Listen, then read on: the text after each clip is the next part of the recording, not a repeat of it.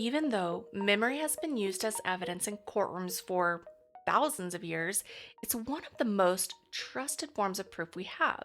And over a century ago, psychologist Hugo Münsterberg warned the courts about exactly this.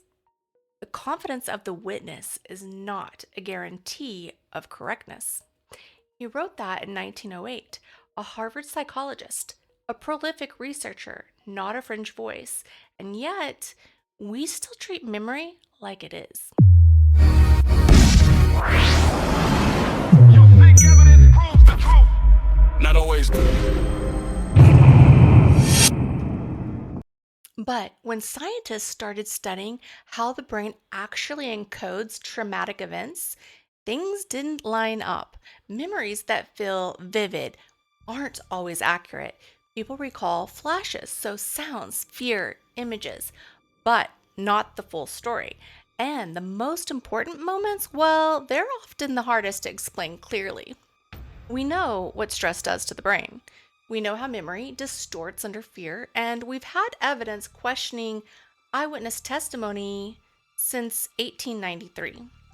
Elizabeth Loftus put it on firm experimental ground in the 1970s, and the Innocence Project has been documenting these consequences ever since.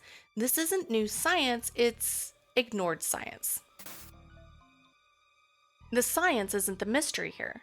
The mystery is why that science keeps getting ignored when someone's freedom is on the line. Your brain isn't a recorder, it's a storyteller. It fills gaps, it smooths edges, and hands you something that feels like the truth. It's not lying to you, it genuinely believes every word. And that might be the most dangerous part. Hold on. So you're telling me the star witness in a murder trial is basically improving? It's not improv, it's reconstruction. We're sending people to prison based on a system the brain was never designed for: courtrooms. Let's find out why. Let's start at the beginning. We assume that memory works like a recording.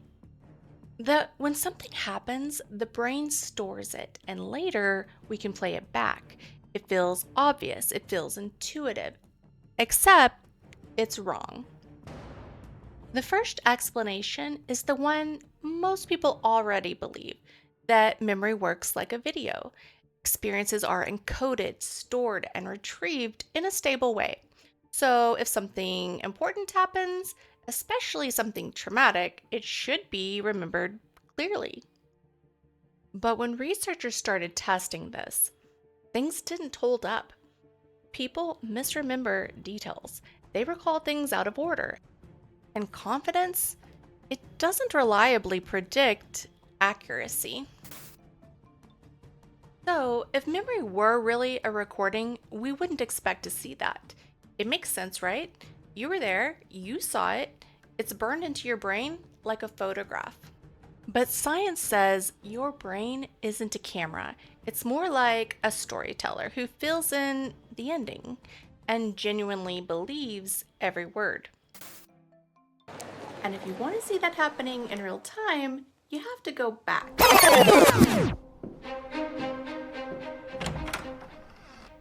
Ah, you've come for the experiment. You're just in time. I'm standing in a psychology lab in the early 1930s. And what they're about to show is going to change how we understand memory forever.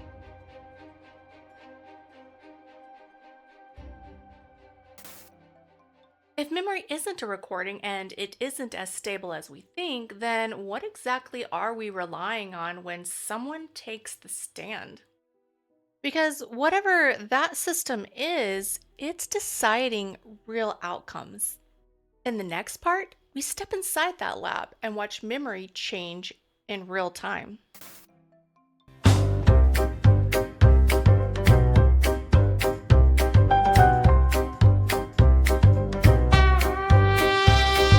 Another case file closing tonight. Truth in the shadows bring it to light. Witnesses talking, stories unwind. Evidence tested inside the mind. Confessions whispered, deals on the side. Psychology shows what people might hide. Follow the science, question the file. Welcome back to Mind on Trial. Mind on Trial. Follow the clues, separate facts from courtroom views. Every Sunday we're back again, breaking down the truth within Mind on Trial. Step by step, evidence beats a wild suspect. Truth comes out after a while. That's the game on Mind on Trial.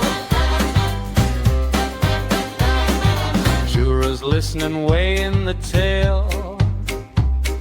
Memory bending when stories prevail. Bias and pressure shaping the scene. Not every confession means what it seems.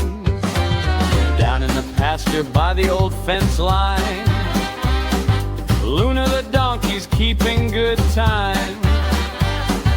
Willie the goat thinks justice is style. Cheering the cases on Mind on Trial. Mind on Trial. Follow the clues, separate facts from courtroom views. Every Sunday we're back again, breaking down the truth within Mind on Trial. Step by step, evidence beats a wild suspect. Truth comes out after a while. That's the game on Mind on Trial. Files and theories on the board tonight. Brains and evidence shining the light. From the lab to the courtroom, we're chasing the truth on Mind on Trial. Mind on Trial. Case by case, science helping truth keep pace. Every Sunday, stay a while. Another mystery on Mind on Trial.